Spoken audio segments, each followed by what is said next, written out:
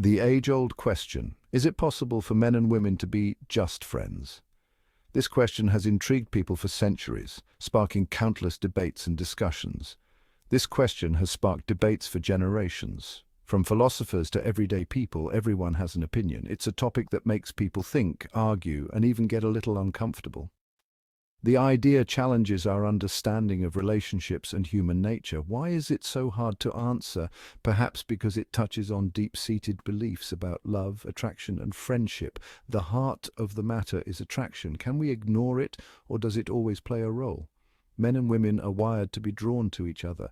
This biological wiring complicates the idea of a purely platonic relationship. It's natural, it's biological, it's how we're made. But does that mean every interaction between men and women has to be romantic? But does that mean every relationship has to be romantic? Can we navigate these feelings and still maintain a friendship? Can we truly separate those feelings and build something purely platonic? Many people believe it's possible with clear boundaries and mutual respect. The answer isn't always clear-cut. It often depends on the individuals involved and their unique circumstances. Some people swear by their cross-gender friendships, citing deep trust and understanding.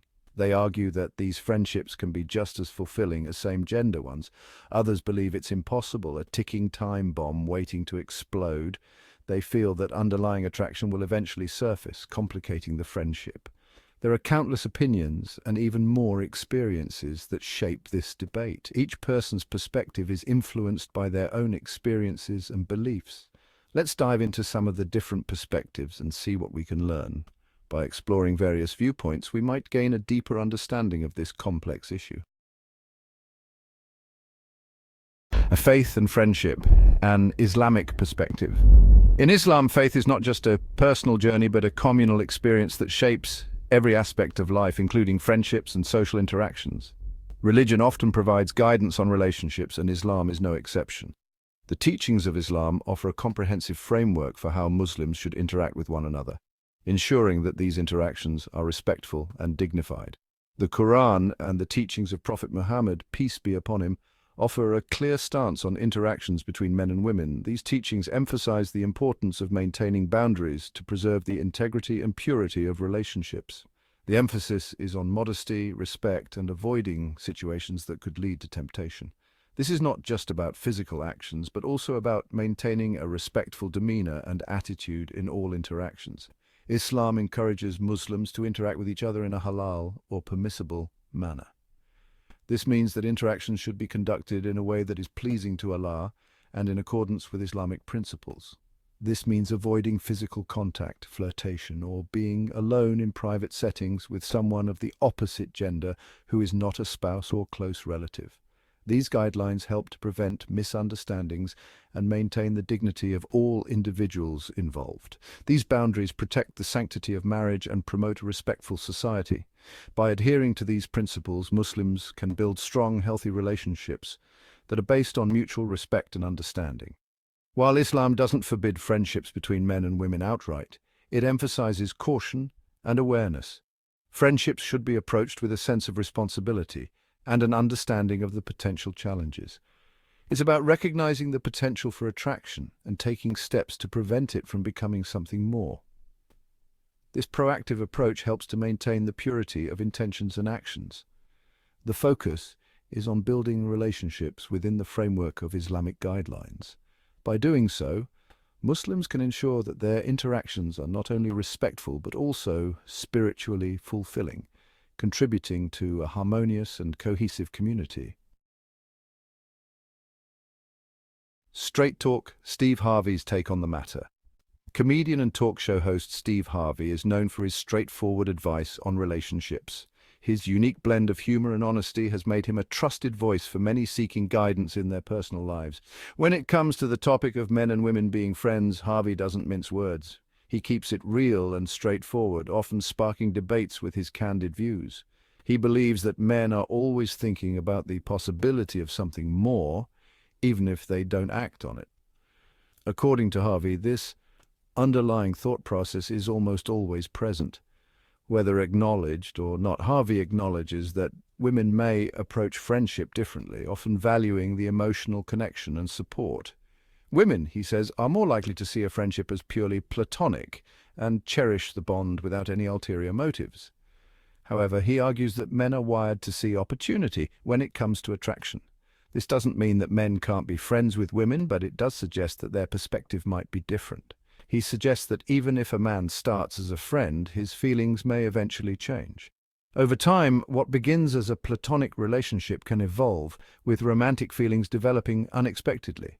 This perspective doesn't mean all men are incapable of platonic friendships with women. Many men do maintain purely platonic relationships, but Harvey's point is about the potential for feelings to change. But it highlights the importance of understanding the male perspective and being aware of potential pitfalls. Recognizing these dynamics can help both men and women navigate their friendships more thoughtfully. Harvey's advice encourages women to be cautious and protect their hearts. By being aware of these potential dynamics, women can make more informed decisions about their friendships and avoid unnecessary heartache. The science of attraction.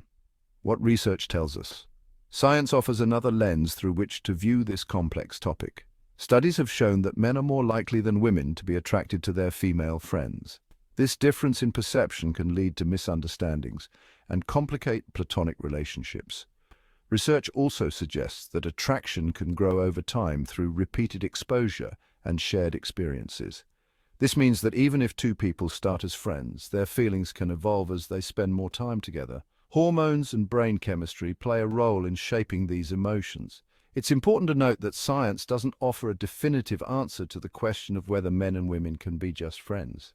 However, it does highlight the biological and psychological factors that influence attraction, providing valuable insights into the complexities of these relationships. Let's bring this conversation down to earth with some real-life scenarios. Imagine a man and a woman who've been close friends for years. They confide in each other, offer support during tough times, and genuinely enjoy each other's company. Now, what happens if one of them develops romantic feelings?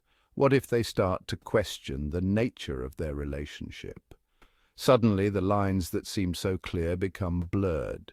Jealousy, confusion, and hurt feelings can arise, putting the friendship at risk.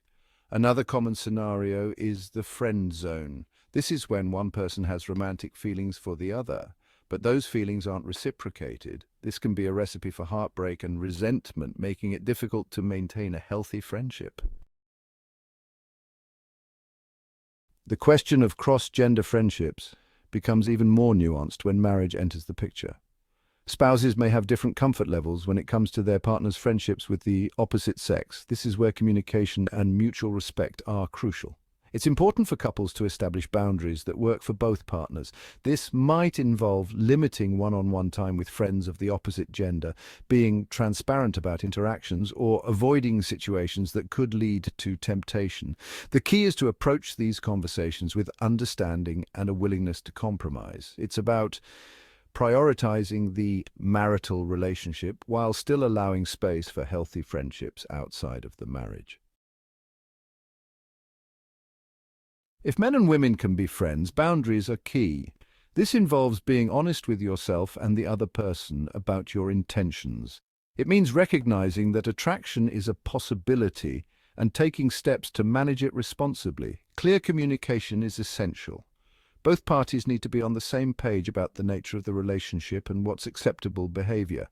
This might involve avoiding flirtation, limiting physical contact, or being mindful of the topics you discuss. Boundaries should be tailored to the specific friendship and the comfort levels of everyone involved. What works for one pair of friends might not work for another, and that's okay. The most important thing is that both people feel respected and safe. So, can men and women really be just friends? The answer isn't a simple yes or no. It's a question that taps into our deepest desires, societal norms, and personal experiences. There's no one-size-fits-all solution. The debate endures because there's truth in all perspectives. Some people maintain lifelong platonic friendships without any romantic entanglement. Others find that attraction inevitably gets in the way. Both experiences are valid and contribute to the complexity of the issue. Ultimately, it's up to each individual to decide what they believe and how they choose to navigate these relationships. The key is to approach the topic with an open mind, a compassionate heart, and a willingness to engage in respectful dialogue. As we've explored, there's no easy answer to the question of whether men and women can be just friends. It's a topic with many layers, influenced by religious beliefs, scientific findings, societal expectations, and personal experiences. What's most important is that you find your own truth, reflect on your own values, beliefs, and experiences, listen to your intuition, and trust your gut. Set boundaries that feel right for you and communicate them clearly.